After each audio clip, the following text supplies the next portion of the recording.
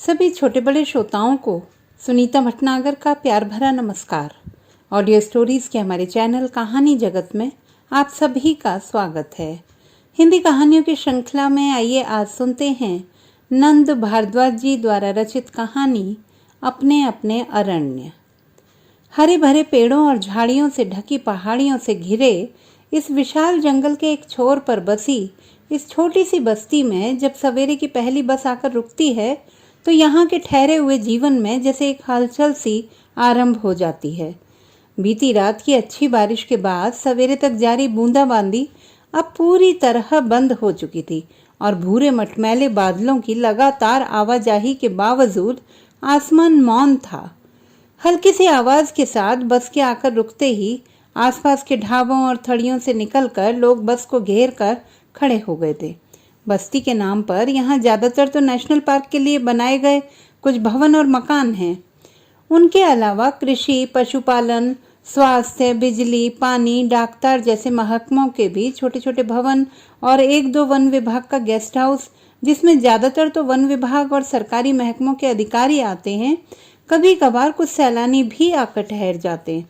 थोड़े बहुत कच्चे मकानों में आसपास के गाँव वासी हैं जो पहले कभी इन्हीं पहाड़ियों के बीच बसे गांवों में अपनी गुजर बसर किया करते थे।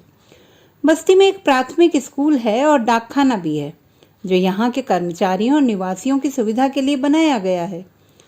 पार्क के मुख्य द्वार के आगे से होकर गुजरती इस खुली सड़क का सिरा आगे जाकर राष्ट्रीय राजमार्ग से जुड़ जाता है और दूसरा पास ही के जिला मुख्यालय से। सड़क पर दिन भर वाहनों की आवाजाही बनी रहती है।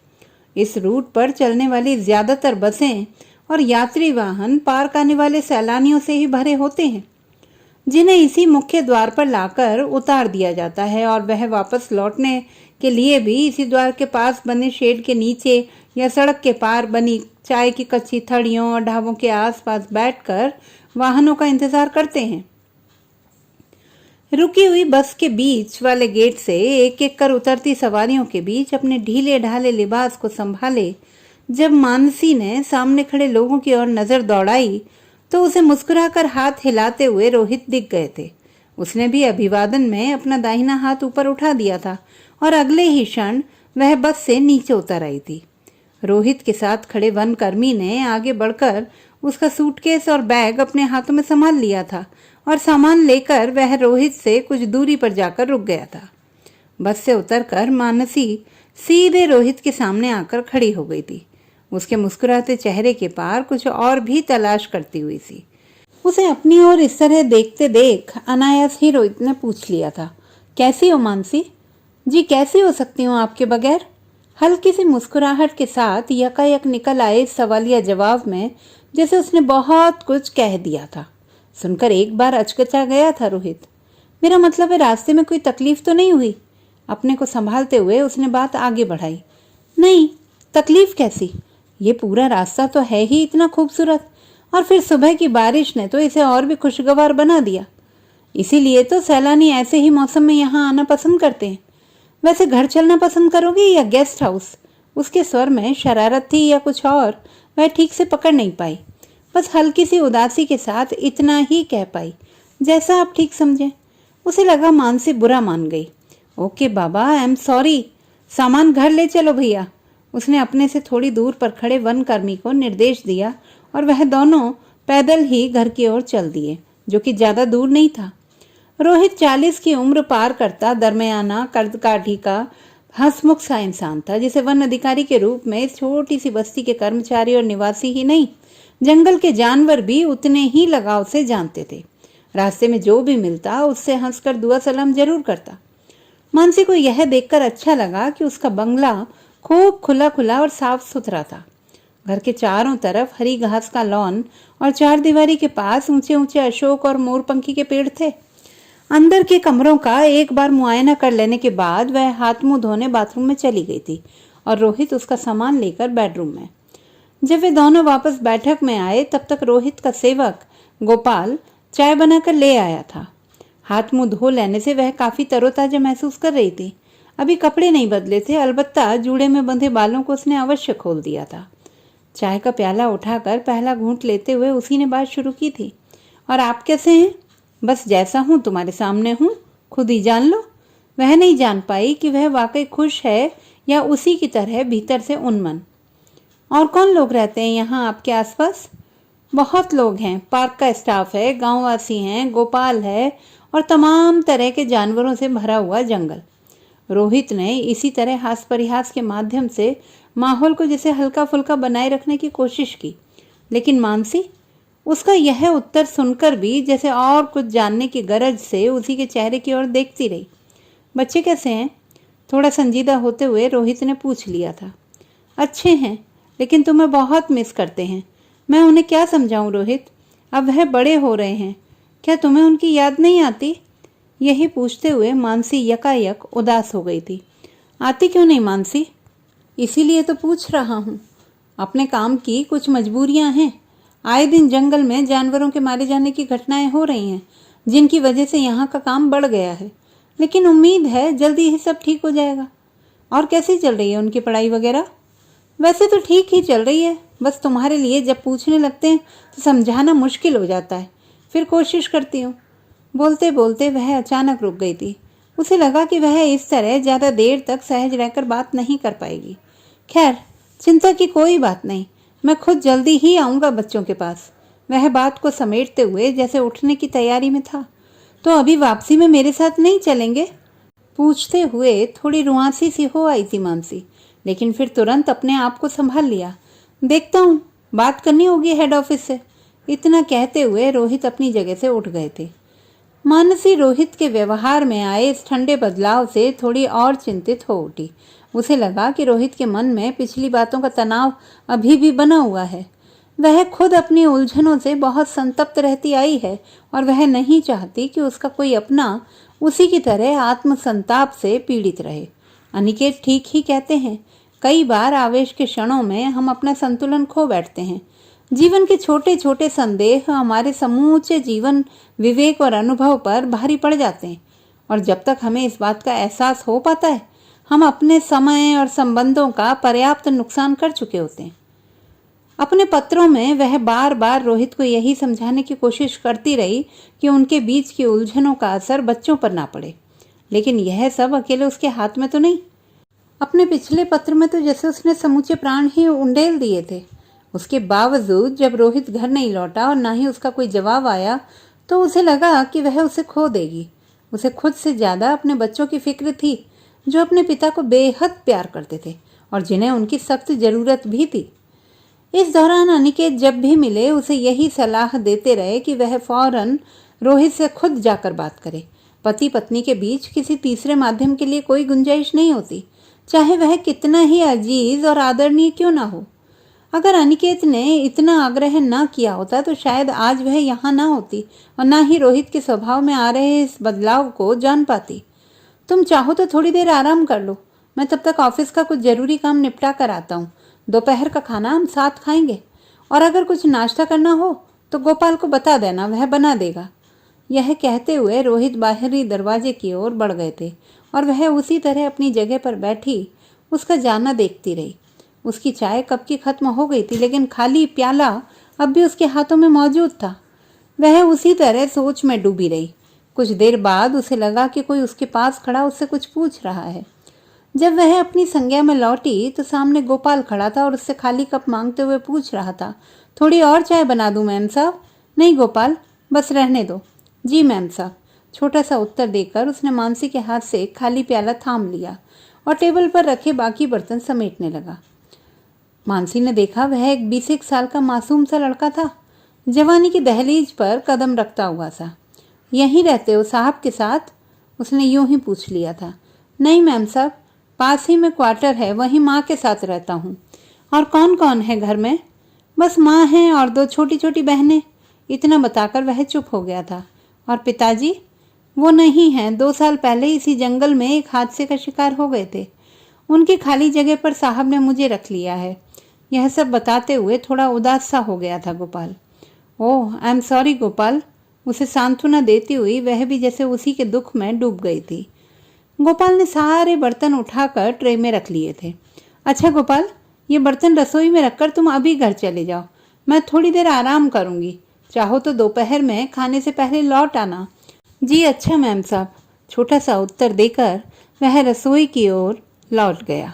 गोपाल के चले जाने के बाद मानसी ने नहाकर अपने कपड़े बदले और थकान दूर करने के लिए कुछ देर बाद वहीं सोफे पर लेट गई।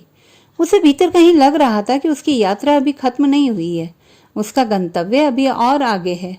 वह कब बेसुध होकर अपने गुजरे दिनों की ओर लौट गई, उसे कुछ सुध न रही।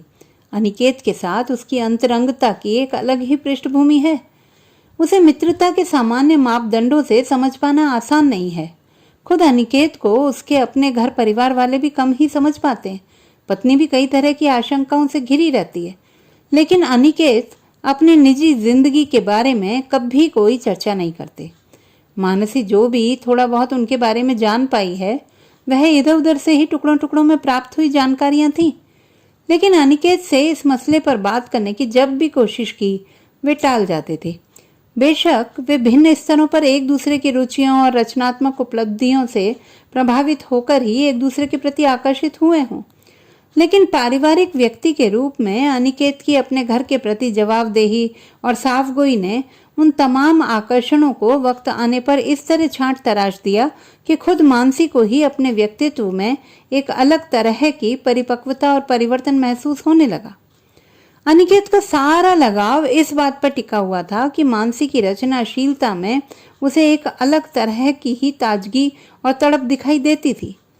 उसकी दूधिया कविताओं को कैनवास पर उभरते अमूर्त आकारों में जो मौलिकता और संभावनाएं उसे दिख रही थी, वह उसका सही विकास और विस्तार देखना चाहता था। मानसी अपने व्यक्तिगत जीवन में इस बात का श्रेय अनिकेत को ही देती है कि रोहित के साथ उसका रिश्ता और पारिवारिक जीवन उसी के आग्रह और प्रयत्न का प्रतिफल है। उस बात को उसके परिवार वाले मानते हैं। रोहित से अनिकेत की यह रिश्ता तय होने से पहले कोई व्यक्तिगत मुलाकात नहीं थी, लेकिन उसके बारे में अनिकेत ने इतनी जानकारी अवश्य प्राप्त कर ली थी कि वह एक संजीदा और संवेदनशील युवक है। उसका वानी की सेवा में चयन भी निश्चित हो चुका था और उसे वह मानसी के लिए हर तरह से उपयुक्त जीवन साथी लगा था। मानसी के प्रति भी उसे यह विश्वास जरूर था कि वह जिसे भी अपनाएगी, उसे अपने आत्मिक लगाव और उसके जीवन में अपनी अथक साझेदारी से संवार लेगी। जिन दिनों वह अनिकेत से मिली थी, वे उसके जीवन के सबसे कठिन दिन थे। उसने कभी सोचा भी नहीं था कि जिस गौरव को उसने जवानी की दहलीज पर कदम रखने से लेकर अगले 4 साल तक जी जान से प्यार किया, जिसके लिए अपने घर परिवार वालों की सारी नाराजगियां सही, अपने शुभ चिंतकों की हर सलाह की अनदेखी की और जिसके लिए वह हर मुसीबत का सामना करने के लिए तैयार थी, वही गौरव वक्त आने पर बाहरी दबावों के आगे झुक गया और बिना बताए इस तरह उसे मझधार में छोड़कर भाग खड़ा हुआ जैसे कभी कुछ हुआ ही ना हो। उसे तो एक बारगी सारे रिश्ते नातों पर से जैसे आस्था ही उठ गई थी। यहाँ तक कि खुद अपनी जिंदगी से भी उसे कोई मोह नहीं रह गया था। वे तमाम सराही जाने वाली रचनाएं और कैनवस पर उभरती आकृतियां उसी टूटन को ही तो व्यक्त कर रही थी। उस वक्त यह अनिकेत ही तो थे जिन्होंने उसे मानसिक यंत्रणा और टूटन के बीच और बिखेरने से रोक लिया था। ऐसे ही कठिन दौर में अनिकेत उसकी जिंदगी में एक सच्चे दोस्त की तरह आए और आत्मीय संरक्षक की तरह उसे उस मानसिक ऊहापोह और मझधार से बाहर ले आए। उन्हीं ने उसके अंतःकरण में यह बात बिठाई कि किसी एक बुरे अनुभव से अपनी अनमोल और संभावनाओं से भरी हुई जिंदगी को बेवजह सजा देना खुद अपने साथ भी अन्याय करना है। अनिकेत के इतने लगाव से समझाने का मानसी पर अनुकूल असर अवश्य पड़ा कि वह थोड़े ही दिनों में गौरव की बेवफाई के बुरे अनुभव से बाहर निकल आई। उसने अपनी बकाया पढ़ाई पूरी की, अपनी रुचियों के कामों को और दिलचस्पी से करने लगी। जब वह पीएचडी कर रही थी, उसी वर्ष एक प्रतिष्ठित वार्षिक कला प्रदर्शनी में उसकी भी 4 कलाकृतियां प्रदेश के बड़े कलाकारों के साथ प्रदर्शन के लिए चयनित कर ली गई थी। इससे वह बहुत उत्साहित थी। उसी कला प्रदर्शनी से जुड़ी एक विचार गोष्ठी में अनिकेत ने जिस तरह प्रदर्शित विभिन्न कलाकृतियों की बारीक व्याख्या की, जिसमें मानसी की कलाकृतियों का विशेष उल्लेख था, उसे सुनकर वह बहुत देर तक अभिभूत रही। पहली बार किसी ने उसके काम को सार्वजनिक रूप से इस तरह सराहा था। वह मन ही मन में अनिकेत के प्रति कृतज्ञता और लगाव से भर उठी थी। संयोग से उन्हीं दिनों मानसी के घर में उसके रिश्ते की बात भी चल रही थी, लेकिन मानसी अभी शादी न करने की जिद पर अड़ी हुई थी। उसने गौरव को तो मन से निकाल दिया था, लेकिन वह नए रिश्ते के लिए अपने को तैयार नहीं कर पा रही थी। उधर लड़के वाले जल्दी फैसला करने के बारे में तकाजा कर रहे थे। मानसी के माँ बाप की दुविधा बढ़ती जा रही थी। उन्हीं दिनों अनिकेत भी दो एक बार बहुत आग्रह करने पर मानसी का काम देखने उसके घर आ चुके थे। यूं वे मानसी के पिता को पहले से ही जानते थे और मानसी के पिता भी इस बात को जानते थे कि मानसी अनिकेत का बहुत आदर करती है। इसी बात को ध्यान में रखते हुए उन्होंने पिछली मुलाकात के दौरान अकेले में अनिकेत से यह अपेक्षा अवश्य की थी कि वे मानसी को एक अच्छे रिश्ते के लिए मनाने में उनकी मदद करें। अनिकेत ने उन्हें आश्वस्त किया था कि वे कोशिश करेंगे। उस दिन आर्ट गैलरी के पास बने रेस्तरां में चाय पीते हुए अनिकेत ने बहुत अपनेपन से मानसी से उस रिश्ते के बारे में बात की। तो पहले तो वह यही कहकर टालती रही कि वह अपनी पढ़ाई पूरी करना चाहती है, लेकिन जब अनिकेत ने ज्यादा जोर दिया तो वह अपनी इच्छा और मनोभावों को दबाकर नहीं रख सकी। उसने दबे स्वर में यह बता दिया कि वह तो उन्हीं को पसंद करती है। उसकी यह अप्रत्याशित बात सुनकर वह एकाएक गंभीर हो गया था। वह गौरव के साथ मानसी के बुरे अनुभव से परिचित था और वह नहीं चाहता था कि वह फिर से किसी तनाव का शिकार हो। इसलिए अनिकेत ने बहुत आत्मीयता और संजीदगी से समझाया कि वह जो सोचती है वह असंभव है। यह अनिकेत की इतनी आत्मीयता और धैर्य से समझाने का ही परिणाम था कि मानसी ने उसी दिन घर पहुंचकर रोहित से अपनी शादी का रिश्ता कबूल कर लिया। अनिकेत अपनी व्यस्तताओं के कारण मानसी और रोहित की शादी में तो शरीक नहीं हो पाया, लेकिन शादी से कुछ दिन पहले जब मानसी उसे शादी का कार्ड देने आई थी तो उसने उसे यह आगाह अवश्य कर दिया था कि अब उसे अपने पारिवारिक रिश्तों, स्कूल कॉलेज के दिनों की अपनी दोस्तियों और अपनी रुचियों से जुड़े उन तमाम संपर्कों और संबंधों के बारे में नए सिरे से सोचना और व्यवहार करना होगा। उन्हें अपने पारिवारिक सुख और पति पत्नी के अंतरंग रिश्तों की रोशनी में नए सिरे से जांचना परखना होगा कि वे किस तरह उनके पारिवारिक जीवन को ऊष्मा और गति प्रदान कर सकते हैं। मानसी ने अब अपना एक मानस बना लिया था और वह अपने मनोभावों की कोई और परीक्षा नहीं चाहती थी। उसने शादी में आने के लिए अनिकेत से बहुत आग्रह भी नहीं किया। इस आखिरी मुलाकात के बाद अगले 7 सालों तक उनके बीच कोई संपर्क नहीं रहा। मानसी अपने पारिवारिक जीवन में रम गई थी और अनिकेत उसी विश्वविद्यालय में पढ़ाते हुए अब रीडर हो गए थे। इसी बीच उनकी कुछ किताबें भी प्रकाशित होकर चर्चा में आ गई थी।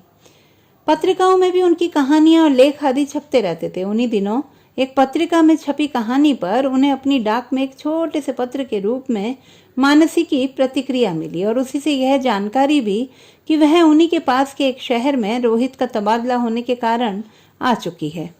उसने यह भी आग्रह किया था कि वे जब भी कभी उनके शहर में आए उनसे मिले बिना न जाएं। रोहित को भी उनसे मिलकर बहुत अच्छा लगेगा। और इस तरह एक अंतराल के बाद आत्मीयता का वह सूत्र फिर से जुड़ गया। यह जुड़ा हुआ संपर्क कब रोहित व उनके प्रियजनों के मन में संदेह और परेशानी का कारण बन सकता है, उन्हें कभी इसका ख्याल ही नहीं आया। और इसी प्रसंग को लेकर न जाने कैसे उन दोनों के बीच एक अनावश्यक सा विवाद ऐसा तूल पकड़ गया कि वे एक दूसरे से खफा होकर अलग अलग जा बैठे। वन विभाग की नौकरी में हालांकि पति पत्नी को साथ साथ रह पाना एक संयोग ही माना जाता है, और साल भर पहले जब इस नेशनल पार्क में रोहित का तबादला हुआ तो उसके पीछे कोई विशेष कारण नहीं था, लेकिन मानसी ने उसे इसी रूप में ग्रहण किया कि रोहित ने उससे नाराज होकर ही अपना यह तबादला परिवार से दूर रहने के लिए इस जंगल में करवाया है, जहां वह और बच्चे आकर रह न सके। जब अनिकेत ने मानसी से बहुत आग्रह करके पूछा तब उसने बताया कि रोहित और उसके बीच अनबन का कारण उन्हीं के बीच का पत्र व्यवहार है जो उन दिनों बिल्कुल रुक गया था। अनिकेत को भी यह जानकर बहुत दुख हुआ, बल्कि अपने पर ही यह झुंझलाहट हुई कि उसे इस तरह पति पत्नी के बीच दोबारा नहीं आना चाहिए था। उसने मानसी को ही समझाने का प्रयास किया कि वह अपने मन में रोहित के प्रति कोई नाराजगी न रखे और जितना जल्दी हो सके स्वयं उसके पास जाकर तमाम गलतफहमियां दूर करे। अनिकेत को सबसे बड़ा आश्चर्य इस बात का था कि मानसी जैसी संवेदनशील और टूटकर प्रेम करने वाली स्त्री से कोई कैसे रूठ कर रह सकता है। अनिकेत के आग्रह पर मानसी ने पहले तो 2 पत्रों में धैर्य से अपने और अनिकेत के निर्मल रिश्ते की उसे खुलासा जानकारी दी थी, और उसी के साथ उसकी गैर मौजूदगी के कारण घर में उसे और बच्चों को होने वाली कठिनाइयों और मानसिक पीड़ा का विस्तार से जिक्र किया था।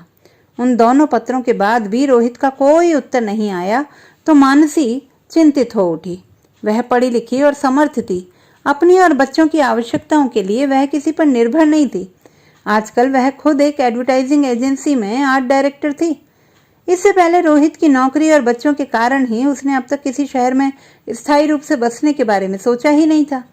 रोहित के तबादले के साथ वे जहां भी जाते, मानसी थोड़े समय में उस शहर में अपनी रुचि का काम ढूंढ लेती। इससे उसका अपना मन भी लगा रहता और पारिवारिक कामों में भी मदद रहती। जब 3 महीने गुजर जाने के बाद भी न रोहित घर आया और न ही कोई जवाब आया तो मानसी का चिंतित हो उठना स्वाभाविक था। उसने तुरंत पत्र लिखकर मायके से मां को बुलवा लिया और उसे घर और बच्चों की जिम्मेदारियां सौंपकर वह खुद रोहित के सामने आ खड़ी हुई। रोहित के साथ दिन भर की जंगल यात्रा में मानसी ने उसके मन को कई तरह से टटोलने की कोशिश की, यह जानने के लिए कि कहीं कोई आशंका या सवाल अब भी उसके मन में बचा हुआ तो नहीं है। जो कुछ वह अपने पत्रों में बयान कर चुकी थी, क्या उसे फिर से दोहराने या उसे और खोलकर समझाने की आवश्यकता शेष रह गई है? जो खुलापन और अंतरंगता वैवाहिक जीवन के 10 वर्षों में उनके बीच बनी रही, वह किसी काल्पनिक आशंका या संदेह मात्र से बाधित कैसे हो सकती है? क्या उनके रिश्ते की बुनियाद इतनी कमजोर है? वे दोनों अपने आप में खोए हुए से सोफे के 2 छोरों पर बैठकर शाम की चाय पी रहे थे। बैठक की खिड़की के बाहर कहीं दूर से वन्य प्राणियों और पक्षियों की आवाजें अनायास ही मानसी का ध्यान अपनी ओर खींच रही थी। यह सुबह की छोटी सी बातचीत और दोपहर बाद रोहित के साथ जंगल की यात्रा के बाद दोनों के बीच तनाव का कोई चिन्ह नहीं दिख रहा था। खुद रोहित भी जंगल में घूमते हुए बहुत उत्साह से उसे अभयारण्य की खूबियों के बारे में विस्तार से बताते जा रहे थे। उसे यह देखकर बहुत अच्छा लगा कि वह अलग अलग प्राणियों की आदतों और गतिविधियों के बारे में कितना कुछ जानता है। यहाँ तक कि कुछ प्राणियों की आवाज़ों और उनकी हरकतों को इतनी खूबी से पहचानता है कि देखकर ताज्जुब होता है। जंगल में घूमते हुए वह किस तरह वायरलेस के जरिए समूचे जंगल में फैले वन कर्मियों के काम पर अपनी पकड़ रखता है। किस समय कौन सा बड़ा वन्य प्राणी किस इलाके में घूम रहा है, वह हर पल इसकी पूरी खबर रखता है। वह रोहित की इस कार्यशैली और क्षमता पर मन ही मन रीझ रही थी, लेकिन एक सवाल अब भी उसके मन में कायम था। सब कुछ की इतनी खबर रखने वाला और सबके साथ इतना खुला व्यवहार करने वाला यह शख्स अपने ही घर परिवार और अंतरंग रिश्तों के प्रति इतना शंकालु क्यों है? जंगल यात्रा के दौरान जीप में एक अन्य वनकर्मी के साथ होने के कारण वे ज्यादा निजी बातें तो नहीं कर सके, लेकिन पूरी यात्रा के दौरान मानसी ने यह जरूर महसूस किया कि उसके मन में वह पहले वाला संशय और तनाव नहीं दिख रहा था। लेकिन सुबह से लेकर अब तक तो उसे यह भी लग रहा था कि रोहित उससे खुलकर बातें नहीं कर रहा था, और तो और वह ऐसा कुछ भी जाहिर नहीं कर रहा था कि जिससे यह अनुमान हो कि उसके मन में अभी भी मानसी के प्रति किसी तरह का संशय या संदेह बना हुआ है। जंगल में झरने के पास थोड़ा एकांत मिलने पर मानसी ने जब सीधे अपने पत्रों के बारे में पूछा तो तुरंत उसने यह कहते हुए बात को संक्षेप में समेट दिया कि वह सब उसका बेकार का वहम था जो वह कब का भूल चुका है। तो फिर क्या बात है रोहित? पूछते हुए अधीर सी हो उठी थी मानसी, लेकिन रोहित तब भी शांत था। उसने चारों ओर नजर दौड़ाते हुए घड़ी की ओर देखा और इतना ही कहा था, हम इस पर तसल्ली से बात करेंगे मानसी। और यह कहते हुए वे वहीं से वापस लौट पड़े थे। मानसी ने चाय का आखिरी घूंट लेकर प्याला वहीं सामने टेबल पर रख दिया और अपनी जगह से उठकर वह पिछवाड़े की खुलने वाली खिड़की पर पहुंच गई थी। यहाँ से पश्चिम का आकाश साफ दिखता था। सूरज अब डूब चुका था, लेकिन रोशनदान से भीतर आने वाले उजास का असर बैठक में अब भी बरकरार था, इसलिए बत्ती अभी नहीं जलाई गई थी। थोड़ी और रोशनी के लिए मानसी ने खिड़की का पर्दा जब हटा दिया तो उसकी नजरें खिड़की के पार दिखते खुले आसमान पर टिक गईं। वह देर तक खोई हुई सी उस खुले आसमान के टुकड़े पर उड़ते पक्षियों का आना जाना देखती रही। रोहित न जाने कब अपनी सीट से उठकर उसके पीछे आ खड़ा हुआ था। इसका आभास उसे तभी हुआ जब उसे अपनी पीठ और कंधों पर बढ़ता दबाव और अपनी बगल से निकल आए 2 आत्मीय हाथों का स्पर्श उसी दृश्य की ओर बहा ले जाता हुआ सा प्रतीत हुआ। वह एकाएक उस स्पर्श और दबाव में बेसुध होकर रह गई। उसने उन हाथों की कलाइयों को अपने हाथों में बांध लिया। उसे अपने दाएं कान और गाल पर रोहित की गर्म सांसों की मिठास और भी बेसुध किए दे रही थी। वह समय, स्थान और अपनी अवस्था की सारी संज्ञाएं भूल गई थी और उसकी पलकें अपने आप मुंद गई थीं। जाने कितनी देर तक वे इसी अवस्था में बेसुध से खड़े रहे और जब संज्ञा में लौटे तो सामने का दृश्य बदल चुका था। बाहर उसी खुले आसमान पर अब असंख्य तारे निकल आए थे और बैठक की हर चीज अंधेरे में डूब चुकी थी। रोहित के इस पाशर व आलिंगन से मुक्त होते ही ज्यों ही मानसी बत्ती जलाने के लिए पीछे की ओर घूमी, रोहित ने फिर उसे पाकर अपने गहरे आलिंगन में बांध लिया। उस रात रोहित ने बिना कोई अतिरिक्त वास्ता दिए मानसी के सारे गिले शिकवे दूर करने और अपने व्यवहार का परिमार्जन करने के लिहाज से जब उसके सामने अपने अतीत के उन पृष्ठों को खोला जिनके बारे में मानसी कुछ नहीं जानती थी, उसे लगा कि रोहित के मार्मिक अनुभवों और मानसिक उलझनों के सामने उसके अपने किशोर अनुभव और उलझने तो जैसे कुछ भी नहीं है। रोहित ने गहरे सोच विचार के बाद जैसे उसे यह सब कुछ बताने का मानस बनाया था और जब उसने बोलना शुरू किया तो वह अवाक सी उसके चेहरे की ओर देखती रह गई। मानसी, मुझे इस बात का अफसोस है कि मैंने पिछले दिनों में अपने अजीब व्यवहार से तुम्हारा दिल दुखाया है। तुमने इन सालों में व्यक्तिगत रूप से और अपने पत्रों के माध्यम से भी कई बार अपना मन खोलकर मेरे सामने रखा है और तुम्हें हर बार ऐसा लगता रहा होगा कि जैसे मैं तुम्हारी बातों पर यकीन नहीं कर पा रहा हूँ। वास्तव में यह ऐसा नहीं था मानसी। मेरी अपनी दुविधाएं बहुत अलग तरह की रही हैं और मैं कभी इतना साहस नहीं जुटा पाया कि उन्हें तुम्हारे साथ शेयर कर सकूं। मैं तुम्हारे जितना खुला और बेलाग व्यक्ति नहीं हूं मानसी। मैं अपनी कमजोरियां और अपनी सीमाएं अब जानने लगा हूं। शायद तुम्हारे इसी खुलेपन ने आज मुझे इतनी हिम्मत दी है कि मैं तुम्हारे सामने अपना उलझा हुआ अतीत और अंतःकरण खोल कर रख सकूं। मैं कलाकार नहीं हूं और शायद मेरे पास बयान करने के लिए अच्छी भाषा भी नहीं है, लेकिन फिर भी मैं यह उम्मीद करूंगा मानसी कि तुम मुझे गलत नहीं समझोगी और इस बात का भी बुरा नहीं मानोगी कि वैवाहिक जीवन के 10 साल बाद मैं इस रूप में तुम्हारे सामने खुल रहा हूँ। और इस कैफियत के साथ कुछ क्षण मौन रहते हुए जब पहली बार मानसी के सामने उसने यह रहस्योद्घाटन किया कि वह इस शादी से पहले किसी और को अपना जीवन साथी बनाने का इच्छुक रहा है और उसको लेकर उसके जीवन में कई सालों तक भारी उथल पुथल रही है, तो उसे लगा कि जैसे इस रोहित से तो वह पहली बार मिल रही है। वह बिना एक शब्द बोले एकटक उसकी ओर देखती रही और सांस रोके उसे सुनती रही। रोहित बता रहे थे कि वह अपने कॉलेज के दिनों में शालिनी नाम की एक लड़की से बेहद प्यार करते थे, जिससे विवाह न कर पाने का अफसोस उसे बरसों तक भीतर से कचोटता रहा। वह खूबसूरत और समझदार थी, लेकिन गरीब थी। अपने घर में वह बहुत उपेक्षा और बुरे अनुभवों के बीच से गुजरकर बड़ी हुई थी। बड़ी मुश्किल से कॉलेज में दाखिला ले पाई थी। वह किसी तरह पढ़ लिख कर उस नर्क से बाहर निकल आना चाहती थी और उसी में वह उसकी मदद चाहती थी। उसके शराबी पिता ने पैसा लेकर उसका रिश्ता अपनी ही बिरादरी के एक ऐसे व्यक्ति से तय कर दिया था जिससे उसका कोई मेल नहीं था, लेकिन वह उसके झगड़ालू घरवालों के कारण शालिनी की कोई मदद नहीं कर पाया। शालिनी की मर्जी के खिलाफ उसकी पढ़ाई बीच में ही छुड़वाकर उसकी शादी उस दूजवर से कर दी गई थी जिसकी पहली बीवी मर चुकी थी। शालिनी उससे बचने के लिए कुछ भी करने के लिए तैयार थी। उसने कई बार रोहित से मदद के लिए आग्रह किया, लेकिन वह कभी उतनी हिम्मत नहीं जुटा पाया। शादी के बाद शालिनी के साथ उसके घर वालों और उसके पति का बर्ताव और बुरा होता गया और वह भी उसी के कारण। उसका अपराध बोध और बढ़ता चला गया। इसी दुख के कारण बहुत अरसे तक उसने अपने घर वालों को उसके लिए आने वाले किसी रिश्ते के लिए अपनी सहमति नहीं दी। आखिरकार जब शालिनी को इस बात का पता चला कि वह उसी के कारण शादी नहीं कर पा रहा है, तो उसे भी अफसोस हुआ। वह तब भी कहीं भीतर उससे लगाव महसूस करती थी। आखिर उसी के कहने समझाने पर उसने मानसी का रिश्ता मंजूर किया था और उसने उस दूजवर के साथ जीवन बिताने को अपनी नियति मान लिया था। वह आज भी उनके परिवार की उतनी ही शुभचिंतक है, लेकिन वह कहीं पति पत्नी के बीच गलतफहमी का कारण न बन जाए, इसलिए उनकी शादी के बाद उसने कभी संपर्क बनाए रखने की कोशिश ही नहीं की। उसकी शादी हो जाने के बाद शालिनी के पति का बर्ताव उसके प्रति और बिगड़ता गया। उसने उस पर कई तरह के उल्टे सीधे लांछन लगाए, लेकिन शालिनी ने सारी तकलीफें उठाकर भी यही कोशिश की कि उनका पारिवारिक जीवन संभल जाए। तब तक वह 2 बेटियों की मां बन गई, लेकिन उस निर्मम आदमी का मन नहीं बदल पाई।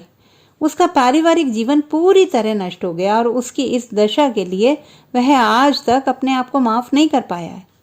यह सब बताते हुए उसका चेहरा गहरे अवसाद में डूब गया था और सिरहाने रखे तकिए पर पीठ टिकाकर छत की ओर देखने लगा था।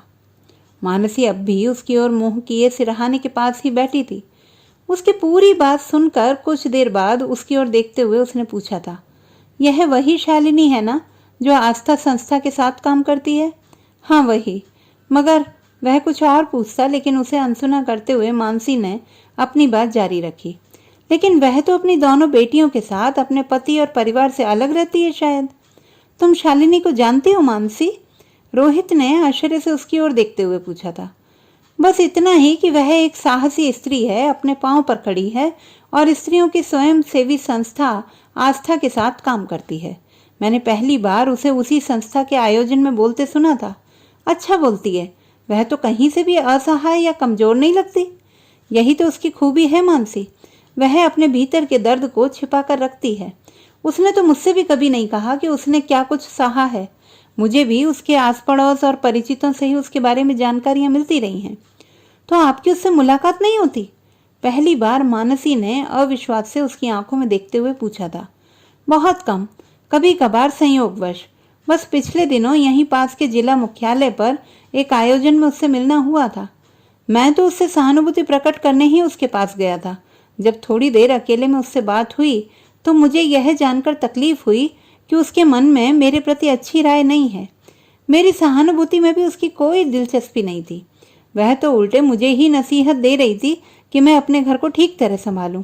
ऐसा क्यों हुआ मानसी? उसने ऐसा रूखा बर्ताव क्यों किया मुझसे? पिछले सप्ताह भर से मुझे यही बात बराबर कचोटती रही है।